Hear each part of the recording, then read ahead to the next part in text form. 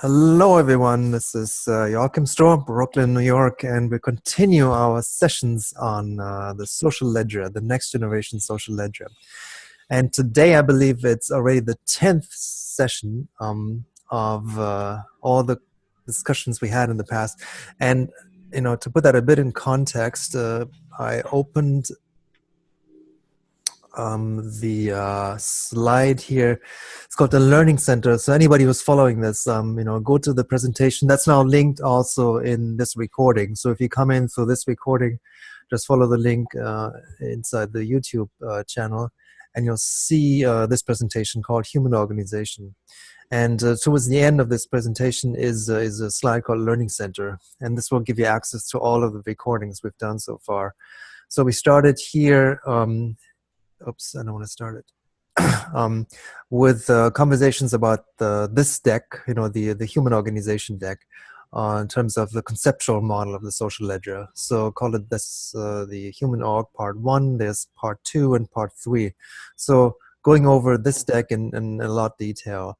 And then we get into other discussions on how to get started, how to actually sort of implement the next version of the social ledger.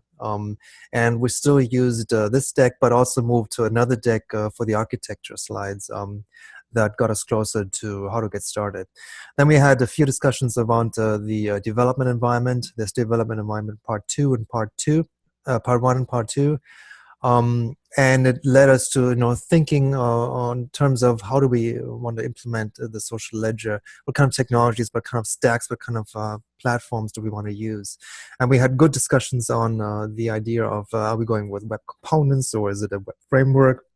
Is it going to be highly opinionated, or is it open to everything else?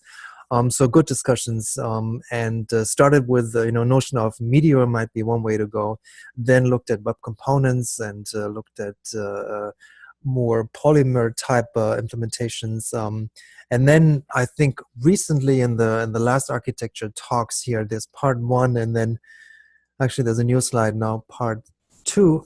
We had where we went back into the notion of what's really important here, and what can we boil this down to. And we noticed that Meteor is now focusing all of the efforts on embedding the Apollo platform. So Apollo is an implementation of the GraphQL specification. So I spent my last couple of days here into a deep dive of what is GraphQL. I try to understand this beast. Try to do a little Neo thingy here, trying to learn what this is. But I'm not as good as he is with Kung Fu, but I hope to get there at some point where I understand GraphQL better. But what I wanted to do today in our conversation is really share that piece that I've learned about GraphQL and how that impacted the architecture discussion we've had around the next generation of the social ledger. I think there's some tremendous benefits and advantages if we go down that path. Also in terms of the technology depth that John is talking about. And to me, it's more of a future investment here. It's an investment strategy. So I don't look as much as it's a loan here that we have to pay back, more an investment into forward thinking into where do we take the social ledger next, right? Not only tomorrow and next week, but maybe next year, right? So, and that piece, this GraphQL piece seems to me a very promising element. That seems at the core of, a lot of different folks now, they're all building around adapters to integrate the GraphQL into their stack, into their framework, into their component methodology. And it seems to me that's an anchor piece here that we want to drill down further on. So that's the idea. So let me go back. Just checking in. Jim's here. Hey, good. Gary's here. Okay, 4 monkeys today. Let's get started. I'm taking another sick day. I felt better yesterday afternoon. This morning I woke up sick again. I decided I'm on strike again, but couldn't miss this. Thank you, Jim. Do some chicken soup or something later. That always helps. Drink plenty of water or tea, Alrighty. So let me switch gear here and let's go back to the architecture slides and pick up the discussion from there. And as usual, as always, if you have any questions, ideas, then just jump in and feel free to ask those. So back to my shared screen here and back to the architecture discussion. So this slide deck also is linked now in this video recording. So just go down to the bottom and you'll see a link to two presentations, right? So one is the conceptual layer and the other one is the architecture layer. The piece that we've been talking about recently in the 3 last sessions we had here. So let's start with this slide here. Let me make this a little bit bigger.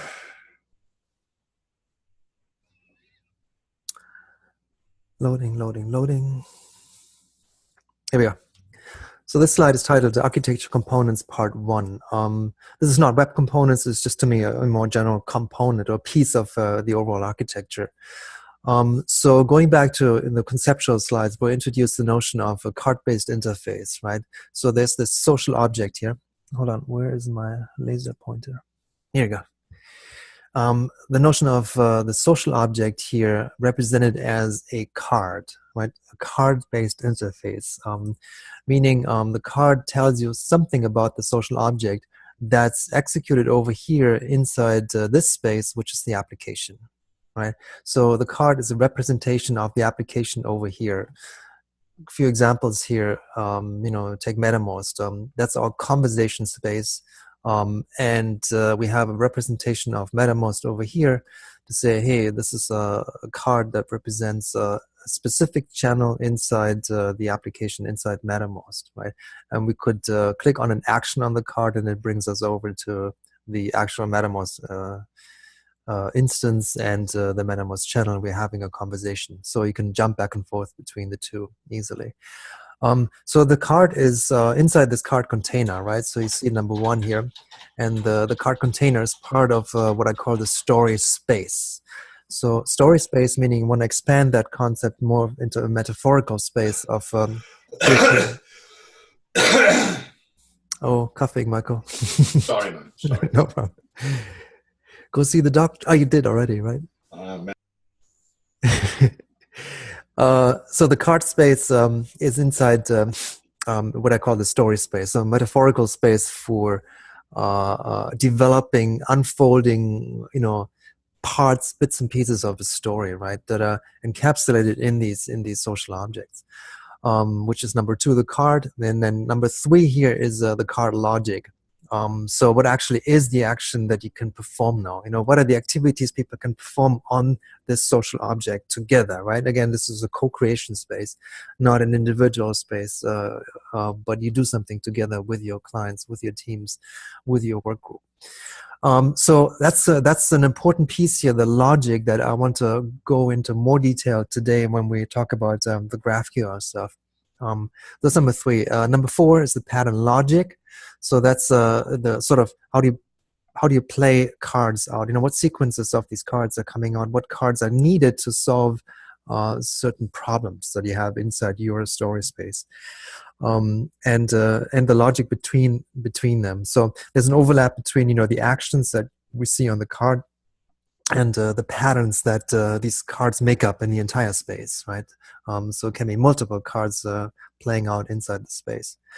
And then number 5 here is what I call real-time data. So this is data pulled up from a JSON data store into the card, right? As simple as that, as reading an action that's allowed, showing that on here, reading a title of the card, displaying that over here on the card.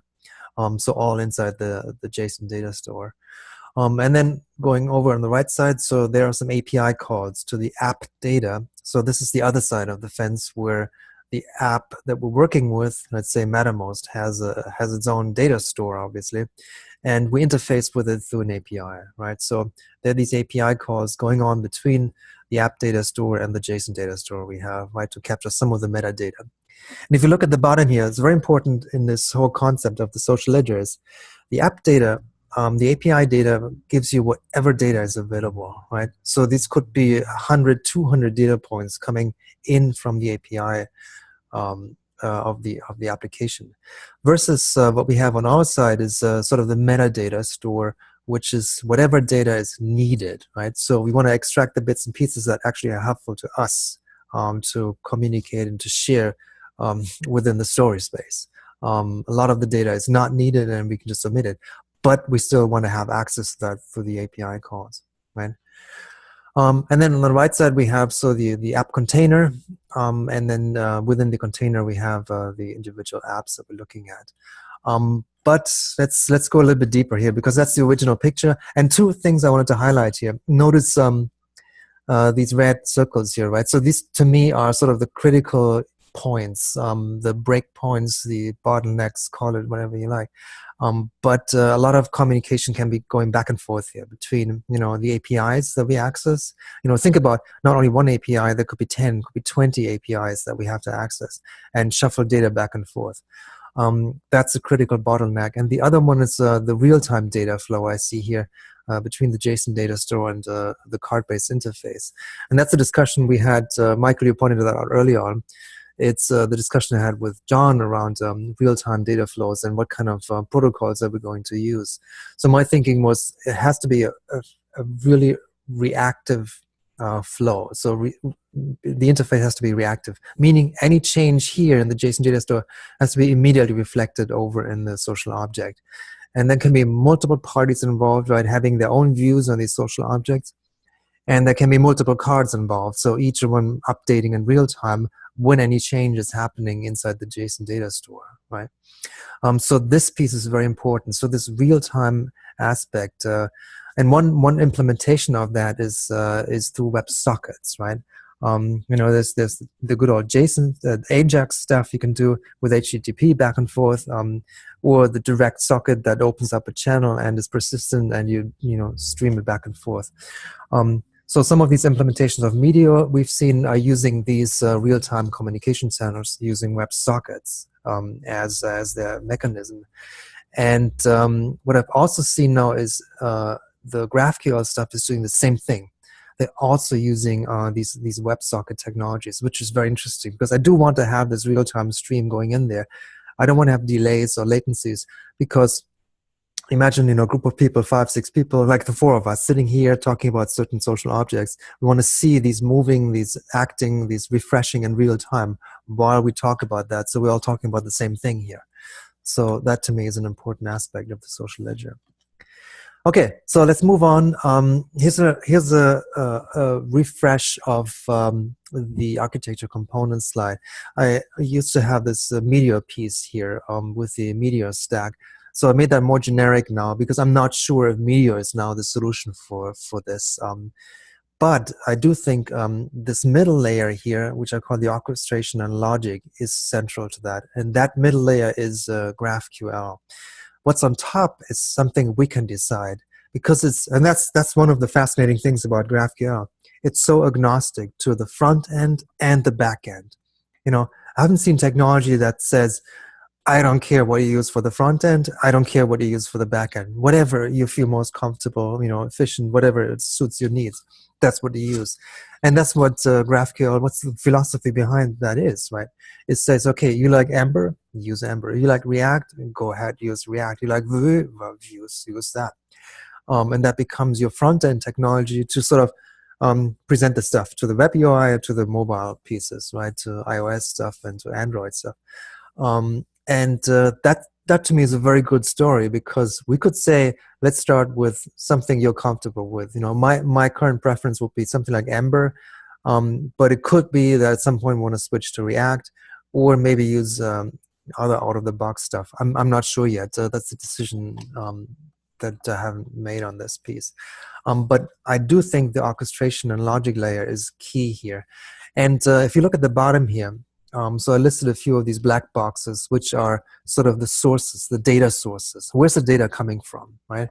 So obviously it comes from a database that we host, that we own. That could be ranging from Mongo to SQL to some other relational stuff, or some graph database, anything. Who cares, right? So the orchestration layer really doesn't care about that. And it could also be some of the microservices. It could be coming from somewhere else, that exposes an external API. We tap into that, we cache that data, and it becomes part of the orchestration logic here. Or it is, and that's important for us initially, obviously, is the application API data. So if we have, a set of initial applications, in this case, as an example, it's MetaMost, Mollowback, there's some kind of a Kanban tool, and some kind of a note taker application. Say it's these 4 tools. They all have APIs, they're all open source, so we can tap into those through the app API, which then feeds directly into the orchestration layer, right? So this is where we get the important data out of this and then start connecting this stuff. And how that works, let me show you that in the next new slide. That to me is even more fascinating. So here's an architecture slide putting GraphQL now right in the center. Right, so keep in mind again, GraphQL is a specification and it has been implemented by a few parties now. And Apollo is one of them who said, okay, and let's do an implementation of this specification. And I think they came up with a great implementation of that. And not only that, a supporting tool set too, so you can actually figure out what's the problem once you use GraphQL, where are the delays and where are my data flows, how is the server performing. So all of this stuff is part and parcel and bundled inside their GraphQL implementations. So take a look at this slide. So we have the GraphQL piece in the middle, and we break it up into, that's the front end piece, obviously. Here's the cards, right? So that's the DOM-oriented model. This is where we tap into elements of the UI. But that's the 2D piece. I can also foresee there's a 3D piece in this where cards can be displayed in a 3-dimensional environment. It doesn't matter, right? Because all we need here is, this piece is JSON data coming in through the GraphQL, right? So the card-based interface is one of them. The other one is the graphs, like we have the Holonic circle packing chart now, using D3, the JavaScript library. That's great, that's just another interface we can use. And then, of course, other things. And I put one new thing here. John had a question earlier about where are webhooks in this thing. To me, webhooks are not here. They are here in the user interface part. Why? Because I think we can put in a webhook inside the application. It doesn't have to be only MetaMost. This is the obvious one because we've used it for the first version of the social ledger. But it can be any application that allows you to use webhooks, and it becomes sort of an extension of the interface, right?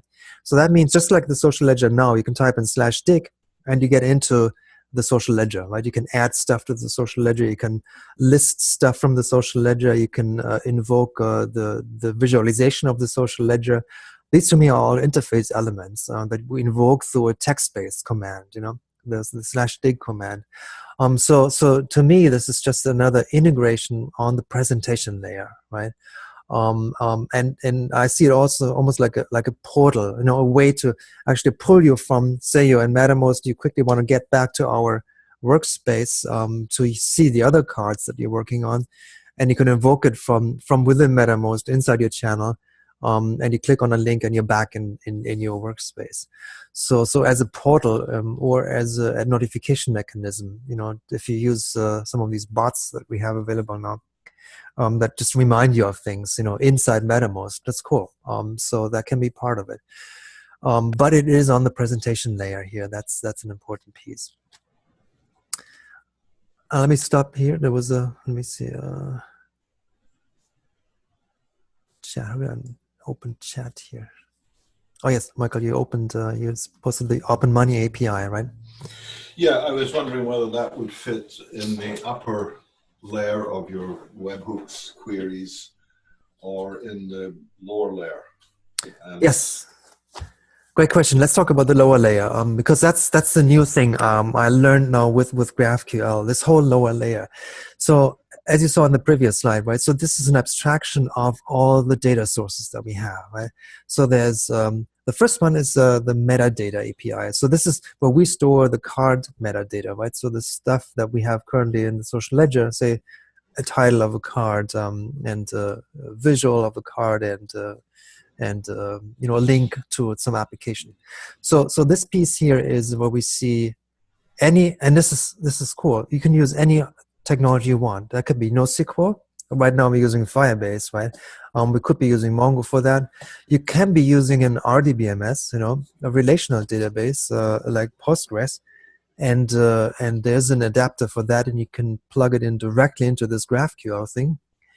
Or Jim would like to see that is an adapter called Neo4j, which is an adapter to a graph database, right? So yet another technology, another way of storing data inside graph data, into graph relationship entities, databases. But it doesn't stop here. You can go further and say, okay, why not looking at blockchain technology, right? Why not looking at Archain and Holochain as another way to store metadata for the social ledger? There is no interface yet, but I'm 100% confident that these guys will build it for GraphQL too. So there is going to be an open source adapter at some point that says, okay, let's store it in Holochain. And it becomes as transparent as storing it in, say, a Mongo database or a SQL database. So that's the fascinating aspect. But then you see the centerpiece here, and this is where it gets interesting in terms of the APIs we're tapping into, right? So here's Mattermost, here's Zoom as an example, then here's an AI/bot API, and here's, Facebook, think about that. So Facebook as sort of a dark, dangerous API, but nevertheless a very useful API, because there's a lot of discussion happening over in the Facebook space. Why not linking those together into, say, via GraphQL into our card-based interface?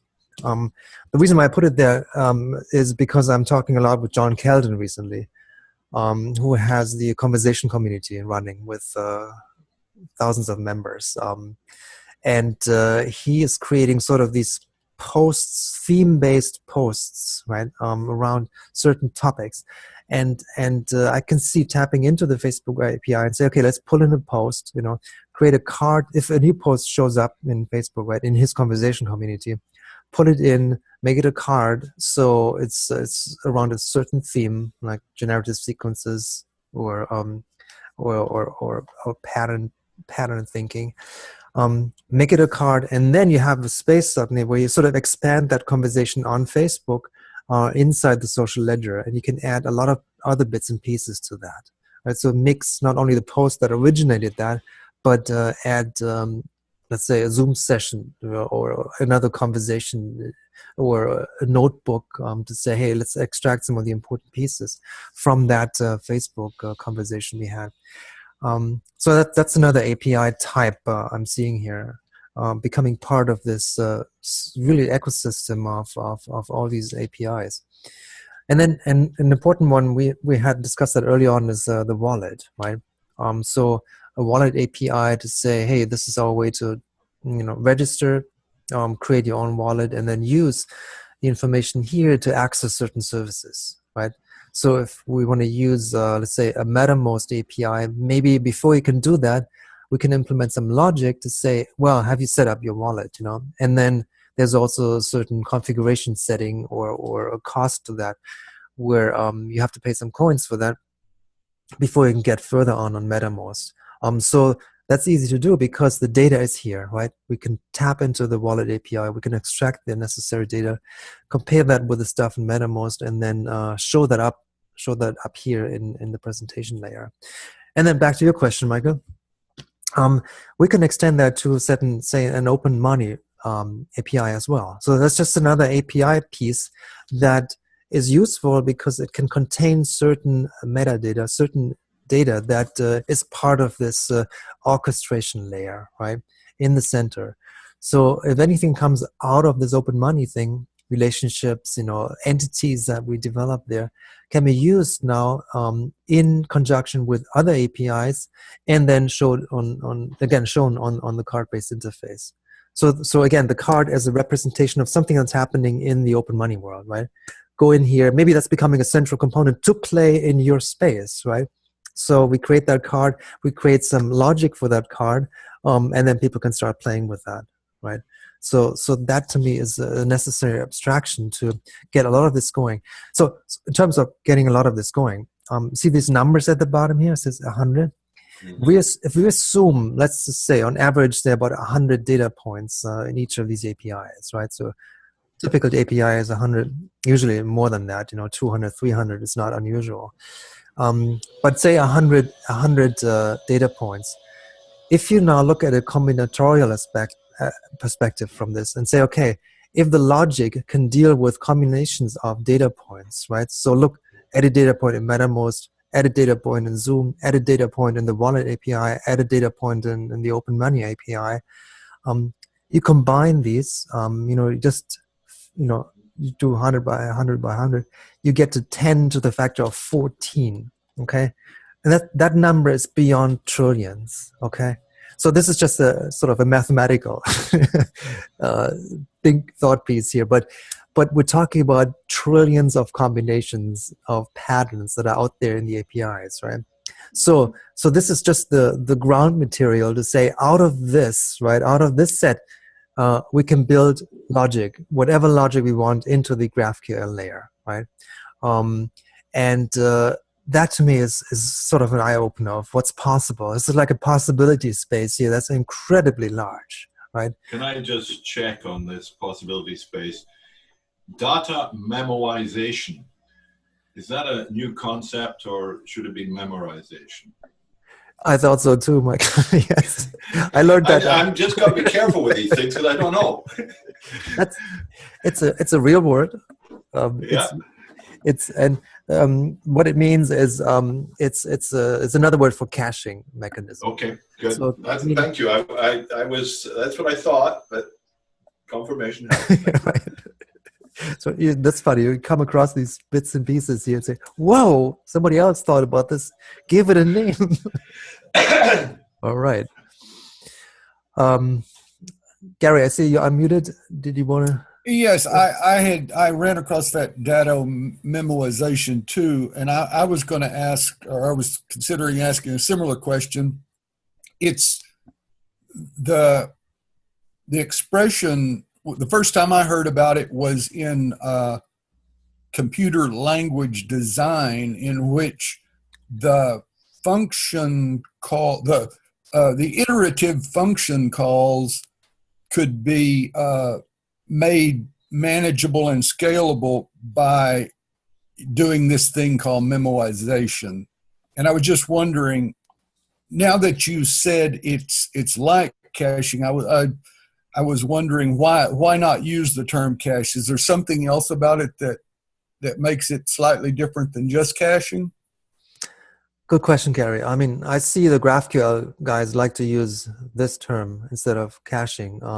Maybe it includes more than just caching. I think there's some more to this, because the notion of caching is just putting stuff aside, just like SQL, database. You tap into that, you run the same query again. Well, you use that cached query. Here, it could be more that there's some logic behind that. It says I can figure out if that kind of query in that combination has happened before, and let's retrieve that from this memory that I create. Yeah, it's starting to sound to me like a sort of a cache with some logic added right. to something. That's right. Yeah, but so going back to Michael's question, the idea of this is you want to have efficient interfaces here with the APIs, because one of the problems today is you can't hit interfaces too often, too frequently, or there's a big delay and the server, say Facebook is way too busy or won't respond like the way you want to respond. You have no control over that, right? With this memorization thing, you have control over that because you run these queries only once, and they can run anytime you want, and then you have the data. And you can do whatever you want with the data, right? Because it's now under your control, until somebody else updates another little piece here in Facebook, and it refreshes that data, and then it becomes part of your environment here. So that's a super efficient schema for us to say, hey, all of this stuff is available, right? We can expand that as large as we want to. So we have these data points, if we want all of them, we can get into these trillions of combinations of the data points. And that's very efficient on the UI, right? So now we can go in and think about, okay, what do we do next? How do we orchestrate this stuff, right? And that's let me get you to the next slide here. I didn't talk about the authorization thing. Jim is not in his chair now. But I wanted to put the authentication thing also as part of one of the APIs here. And as it happens, so that, you know, Auth0 is one online provider for authentication protocols, and there's an adapter for GraphQL here. So it's just a matter of signing up an account, and then we have OAuth as a protocol inside this API infrastructure.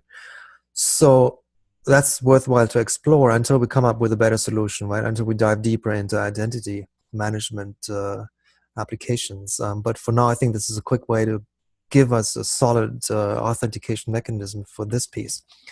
But the focus I want to make on today's call is really the center layer here. And so let's move on to the next slide, if it lets me. Okay, there you go.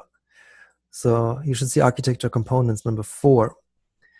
And it's the same display here. You see on top there's a presentation layer, and the center is the orchestration layer, and on the bottom is the data layer. So I call this piece now the data layer, where all the source data comes from, right? So our own metadata, the API data that we tap into, and the authentication data we need. So what is this middle thing here, the orchestration layer? And to me, this is, you know, Jim mentioned that earlier on when he said this when do action thing, you know, when certain conditions are true, when certain, you know, properties have been set, then allow this kind of action to happen, right? That fits perfectly into, you know, the way of how do we want to orchestrate all of these API information and data pieces we get into the social ledger. So a couple of examples up here, you know, that comes from GraphQL, which is a question: how do I get data for authors? You know, which backend do I need to call with what arguments to get data for posts? So that's the classic, you know, little blog applications that he put together using the GraphQL interface. And what that means is, yes, there's a declaration happening here. So there is something called a schema, you know, a schema or data model. It says, okay, here's what is an author. You know, author has first name, last name, email address, whatever. That's the definition of author. Posts, you know, it's another data model for posts, title, body, you know, date published. And you want to get that information out of the database. And then there's a simple query for that. And we'll get to that in the next slide. What are the different pieces you can utilize inside the GraphQL interface? But for now, you know, there's a simple query, you can extract that information.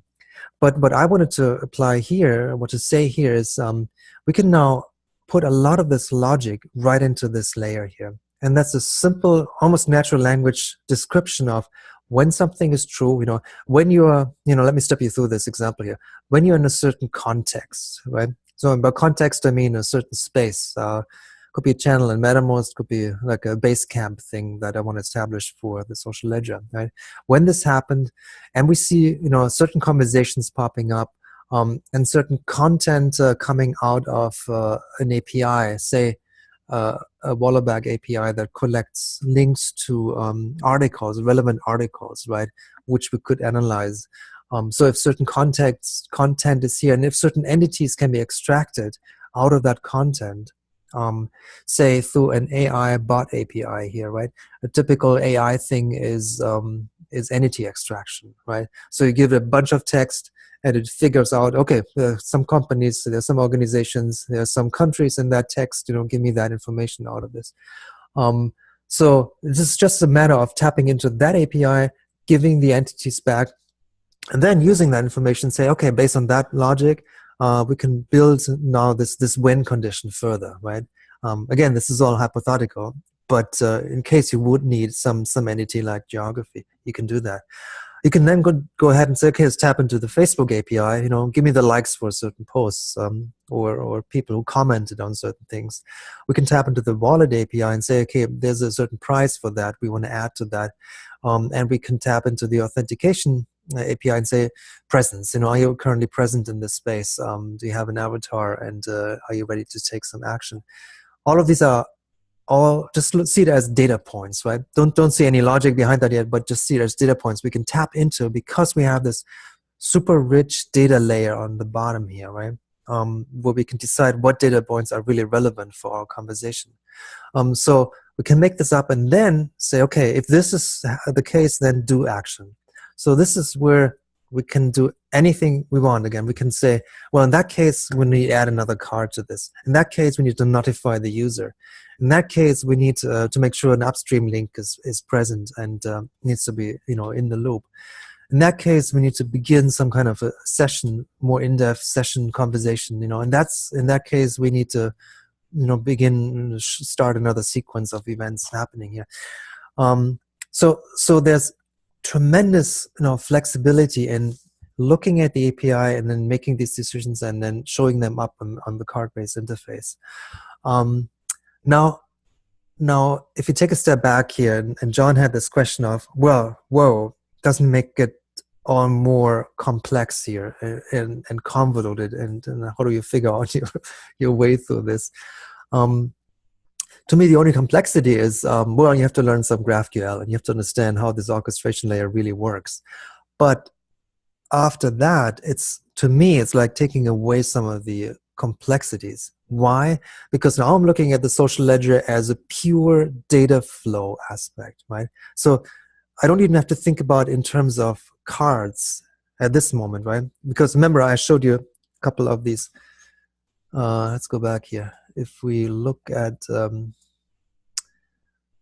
of the cards we came up with, right? So the moment you see this interface here, of course you're thinking about, oh, what's in this drop-down menu, right? What's going to be in this icon in the center? What's going to happen here? What's going to be here?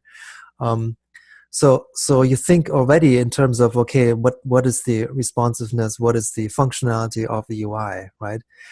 What I want to do even before I get to that thinking, right? How the card looks like, I can only think in terms of data here. So what data do I need to extract here to show that later in these different interfaces, right? So that's an abstraction. I find that very attractive because it helps me to rethink what is the social ledger about, right? So the social ledger is about tapping into these cross APIs, right? Extracting some information, figuring out new APIs that are available. And I'll give you one example here. Let's say random draws, right? If we need a way to figure out a random, say there's a method card piece later on, and we have 10 different method cards, something like this here, right? Physical cards, and you have that virtually. And you want to randomly draw a card to enrich the conversation in that space, right? For that, you need some kind of a random thingy, and you need actually a true random thing. There's this difference between what is really a random number, but there's a website actually for that called random.org, and then they have an API, and that gives you a number that's based on some atmospheric noise, I believe. So a true random number, and then you use that again as a data point and put that into your query here on when something happens, then take that kind of action, right? But why would we stop here? There are hundreds and hundreds of APIs that are free, that are getting richer and richer by the day, that we can use in this ecosystem, right? Another one is text to voice. The example I gave Gary the other day with you come into the social ledger in the morning, there's a friendly voice reminding you of a meeting coming up, or reminding you of new posts or comments posted in one of the chat channels. Well, there's a text-to-voice API for that. Just send it your request, and comes back with the voice file, and you can surface that on the UI. Very easy. There's another thing here. If you look at Amazon Lex here, where you see now work being done on conversational interfaces, right? That you can directly use inside your applications. Why not? To me, that's just another interface that says, okay, let's put what you just said into this interface, analyze it, and then we have the data now coming back out of this, say Lex interface from Amazon, gives me the text data, gives me maybe some entity extraction, and I can put that into the logic up here. Totally, fairly straightforward to do without making this convoluted, right? And that to me is a very important aspect. The sort of the modularity that John was talking about early on.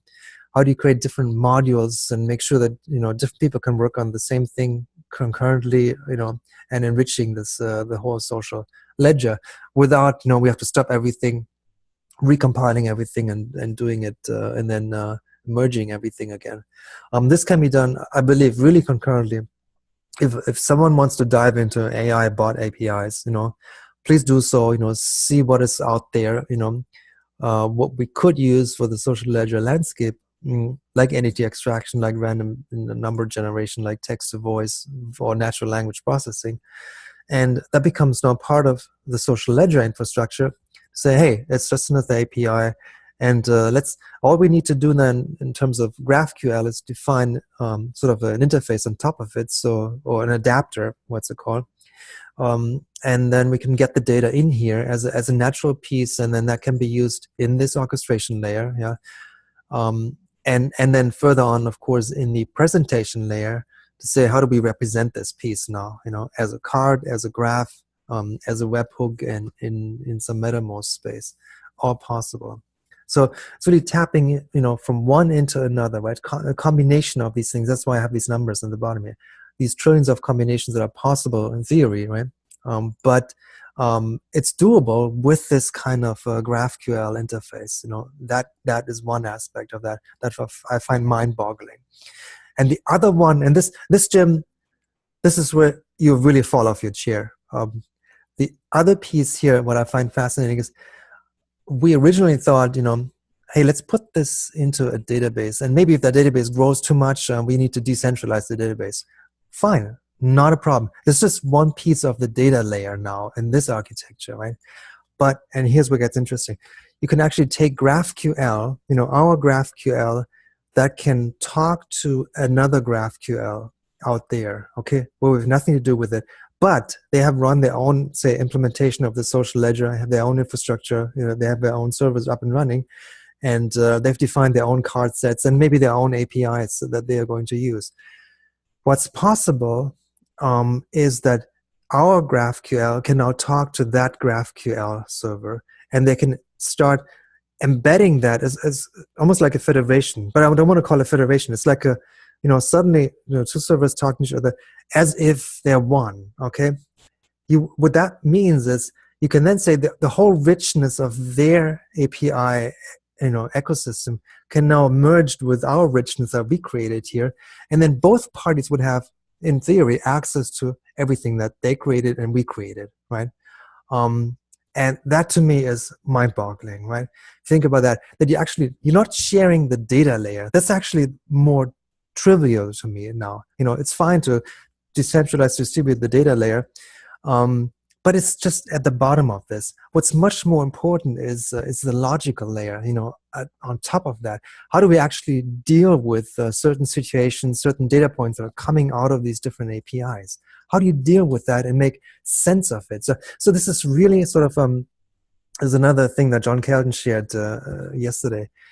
It's part of a sense-making space here, a part of sort of a space that sits between the data and the story we create, right? And that is the most interesting aspects of where you want to be, right? So what happens between the data that's coming in, the rich data, you know, the big data, the small data, whatever it is, and the presentation, you know, the story space where the action, the activity is happening, right? That layer, if we can build this out, and then furthermore be able to actually share that with other entities that are out there, right? That would be like a tremendous way of architecting this thing, what I call a social ledger. Okay, I'll stop here, catch some breath here before I fall off the chair, right? Awesome stuff, you know, and you know, I really love the way this is playing out here. I guess I'm thinking a little more basic level relationship to process calculus, filters and channels,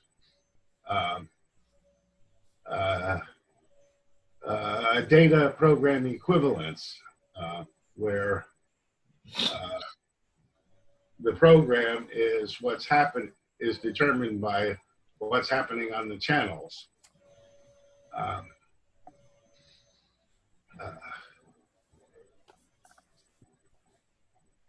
and you know the uh,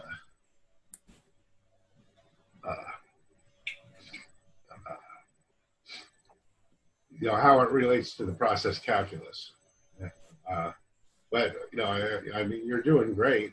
I'm not sure I'm ready to formalize that today. I know, I'm not sure either, Jim, but I think, you know, the point here is there are a lot of folks who are now on this path, and you can see how that evolves, and there is, you know, sort of ways to say, hey, let's define first step, you know, what is our metadata layer, okay? What are we going to use? NoSQL database in round one, great. That's this meta layer piece. Let's tap into that. Next one is, let's look at some of the APIs we're going to use, right? So Mattermost is one of them. Zoom is probably another one. And maybe, you know, a wallet, could even be these two, right? So two APIs, one metadata API. And then let's think about the orchestration here. So meaning, if we want to show a set of cards based on, you know, there's Mattermost, there's Zoom, you know, have a Zoom card, have a Mattermost card. What can we do with that? What kind of actions you can take? Let's build that first. And then around that presentation, you have a space, right? So let's build that space next. Immersive piece that you want to invite people into these immersive spaces next. And we already have something, you know, that sort of back to the minimum viable thing you create here, right? And then we can immediately see, hey, makes sense, makes no sense. Let's find more APIs. Let's use different data sets. Let's change the graphical representation. You know, let's try something more in the graph UI, or more in the webhooks UI, and then adjust and fine tune it all the time, right? That to me is an interesting aspect. So you don't build something and then they will come, or we can't modify it anymore after it's out there. It's a constant refresh or enrichment of both the abstraction of the data layer and the presentation layer, right? So both are not hooked into some kind of system that we have to follow. We're not. We're free to define and see whatever comes along, right? That's one piece. Yeah. One other thing that I thought of, I guess back on slide 74. Okay. It seems to me that the persona card is missing. You know, there's a person in the space of the application.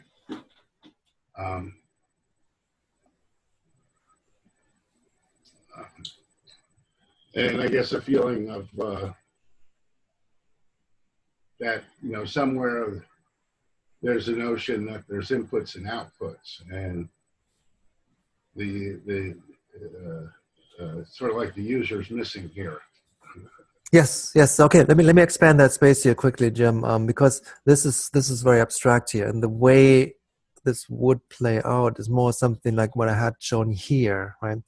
So, meaning here's the story space is this whole thing, right? So this is Basecamp. That's one scene, you know, one story. The people who are currently present in here are these avatars, right? And the current social objects that we're talking about are, say, these two cards here, right? A way to join, find Basecamp, and a way to start a conversation over on Mattermost, right?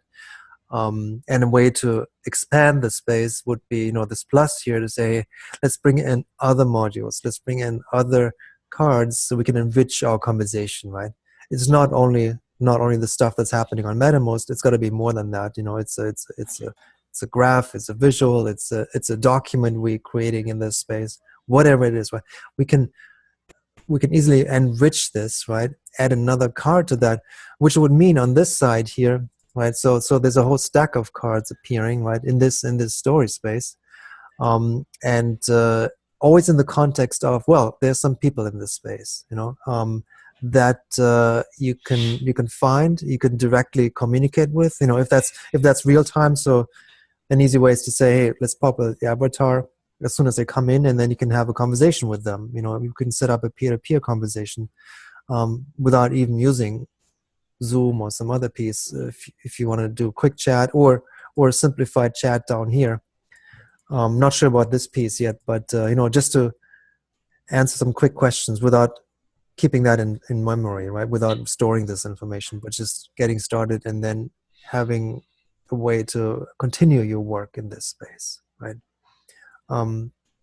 So that to me is the context of this piece here, the story space, right? I want to make this as rich and immersive as possible, and the ability to jump from the story space over to the application space, right? So this is where some of these activities are happening. Say you have a Kanban board, right? So here's your 3 columns on the Kanban board. You're in progress, you're done, completed, or archived column, right? And well, this is the app space that you can jump from here to here and say, this is our agreed upon Kanban board for this context in the story space, right?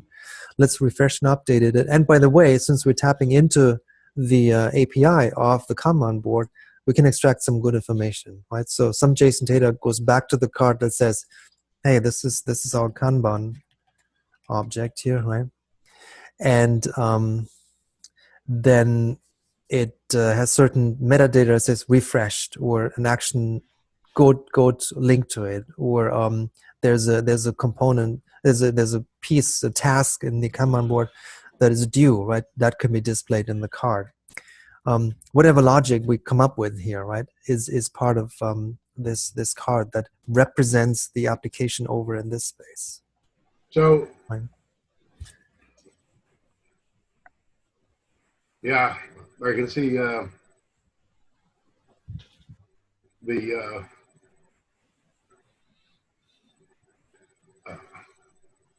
permissions as being, I mean, you can have the social object can have permissions in the application, or the users might have permissions in the application.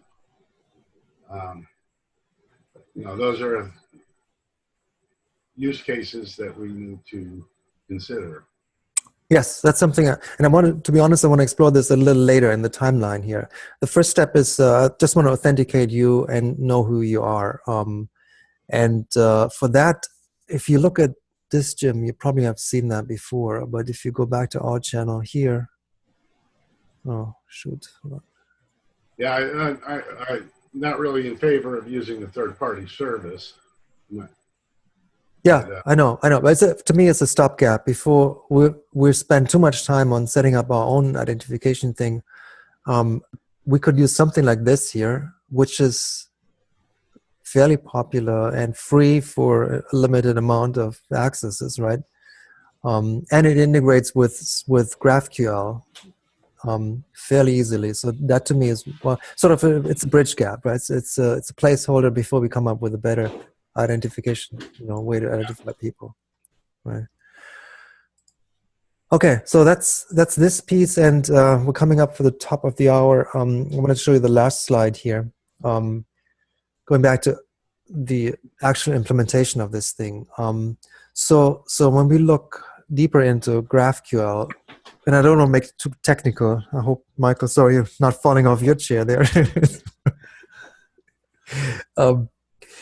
This is there's a type definition in so GraphQL is a query-based language, right? So what you can do is not only submit queries, just question, give me all authors out of this database, give me all posts for this author, but it has 2 other functions here that are pretty interesting. One is called a mutation, which is modifying the data sets, right? So not only can you read the stuff and display it, but you can also modify it and write it back into that source. And again, it doesn't matter where it came from, right? So you define a mutation once, right? There's a mutation that you define once, and then it applies to any of these sources, that allows you to mutate the data store.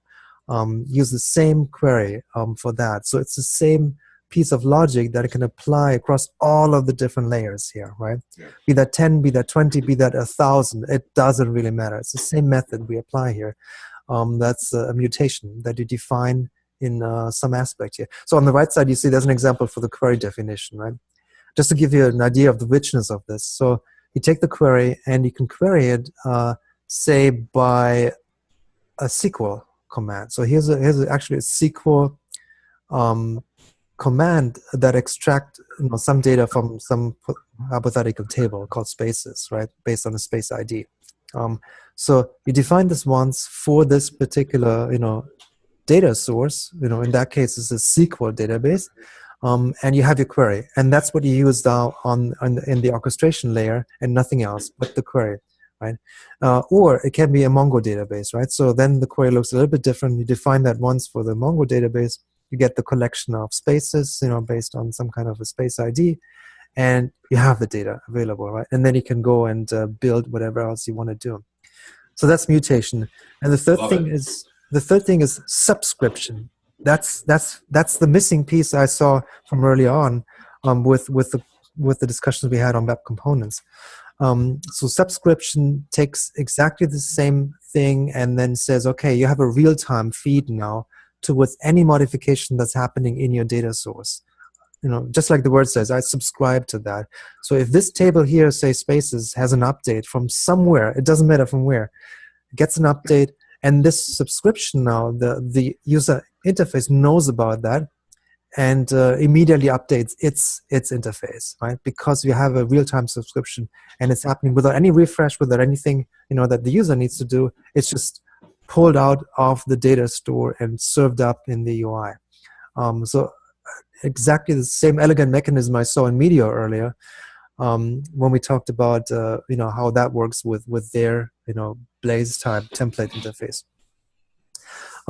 So and I'll stop at this point because that's all I wanted to show about the actual data pieces and the queries you need to write in GraphQL, which are called the data schemas. The definition of this, how do you actually structure it, what type of data is it, the resolvers. That's this piece over here. When you get a query, how does it get resolved in the actual API, and something called connectors too. I haven't done much yet what this is, but it's a more elegant way to describe the logic in the orchestration layer. Okay, let me come back here. And this is all. So next steps, what I want to do here next is there's still a decision now that we, I think, center in on the GraphQL piece. And you saw I had some discussion also with John there, back and forth. I think he starts to like it too now. So critical voice of reason, right? And I think that's one of the anchor points now. So if GraphQL is the anchor point, the next question is, okay, well, we have the centerpiece. What's going to be the back end? What's going to be the front end, right? And it gives us enormous flexibility to say it can be anything on down here, ranging from PostgreSQL to a Mongo database to some other thing. But we have to still decide as a starting point, what's the back end. Same with the front end, right? So what's going to be the front end technology, the interface stuff we're going to use? I tend to look at Ember. I haven't John, seeing his opinion on that, or any one of you, and I'm waiting for this, want to dive a little bit deeper into that. Ember is one technology besides, Vue or React or native React, tons of different interface technologies out there. But we do need to decide on one of them to get this going, right? And I prefer Ember, but I could also see, I'm struggling a bit with, well, we actually already have Meteor in place, right? So Jim has installed Meteor on a server, right? And that has Apollo as the centerpiece, right? And it does come with an out-of-the-box implementation of Mongo database, which we could use, and an out-of-the-box templating engine, which is Blaze. which, you know, people say, you know, don't use Blaze. But again, this is to me a quick way to get something started, right? Let's use the media stack for now until we figure out what's a better stack in the future, right? Is it going to be Ember? Is it going to be React? Is it going to be, you know, a different database backend? But let's start with one configuration here, so we can start playing with GraphQL. You know, that's the important piece. I want to really start looking at GraphQL and the complexities, understanding how that works, and building some of these queries, you know, and the mutations to say, actually, does that respond as it says it does, right? Can we extract the real data? Can we build this logical layer in the center before we even think about using the graphical interface for the other stuff? So that's my plan for now. Jim, what's your notion of, should we start with Meteor or set up a new environment for this? I'm not much sure yet. I mean, I do want to use a new Mattermost space to start exploring that, the API calls, right? So that's the second environment, Jim, we were talking about, you know, maybe a Cloudrun piece with a couple of applications like Mattermost. So this is our interface testing thingy, right? And maybe our base camp that's coming out of this.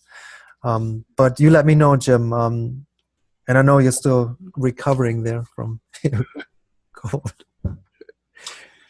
I'm hoping to make some progress on a Cloudrun container for the Open Money server.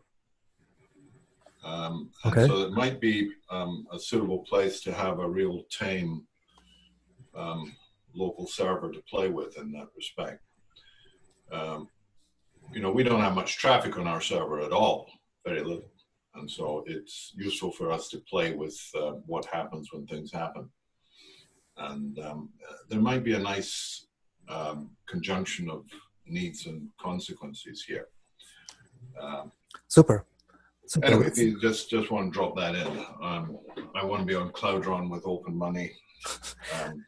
There's no reason we couldn't, you know, link domains from our different Cloudruns, but if you want a separate Cloudrun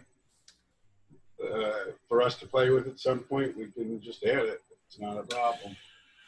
Well, it's the propagation process I'm predicting is that we'll see multiple installations of local sort of Mattermost communities, and they'll be using all these tools, and they will have their own Open Money server. They will not be relating to a master server.